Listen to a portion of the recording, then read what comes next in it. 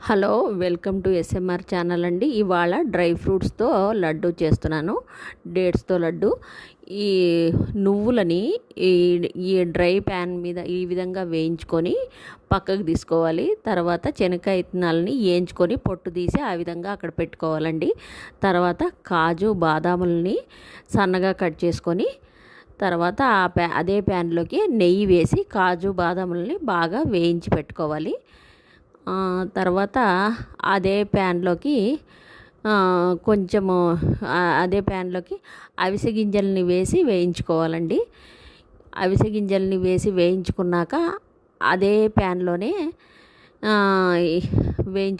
అదే ప్యాన్లోనే కొద్దిగా నెయ్యి వేసుకొని చూపించిన విధంగా డేట్స్ని దాంట్లో నెయ్యిలోన రోస్ట్ ఇది చేయాలండి. గంటితోనే నీట్గా స్మాష్ చేసుకోవచ్చు. కొంతమంది తీసి మిక్సీకి వేసుకుంటారు, అవసరం లేదండి, మిక్సీకి వేయాల్సిన పని లేదు.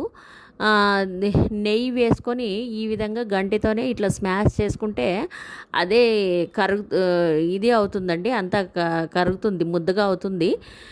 చింతపండు జిగట్లాగా వస్తుందిలేండి, అది ప్రాబ్లం లేదు, మిక్సీకి వేసుకొని అవసరం లేదు. తర్వాత మిక్సీ పట్టిన శనక్కాయ ఇత్తనాలు అవిసె గింజల్ని బరకగా మిక్సీకి పట్టి ఆ ప్యాన్లోకి డేట్స్ ముద్ద ఉండే ప్యాన్లోకి వేసుకొని దాంట్లోకి వేయించిన నువ్వులని తర్వాత కొన్ని కాజు బాదాంని అన్నీ కలిపి వేసుకొని కొద్దిగా నెయ్యి వేసుకొని ఉండలు కట్టుకోవాలండి. ఇది విటమిన్ డెఫిషియన్సీ ఉండే పిల్లలకి, ముఖ్యంగా హాస్టల్లోనూ పీజీల్లోనూ ఉండే పిల్లలకి, ఆడపిల్లలు ఏం సరిగా తినరండి ఈ మధ్య, షుగరు అది ఇది ఉంటుంది అని ఏది తినరు, డైట్ అది ఇది అని. వాళ్ళకి డేట్స్తో చేస్తే ప్రాబ్లం లేదు. హార్మోన్ ఇన్బ్యాలెన్స్ ఉండే పిల్లలకి, విటమిన్ డెఫిషియన్సీ ఉండే పిల్లలకి మంచిదండి ఇది డేట్స్ లడ్డు.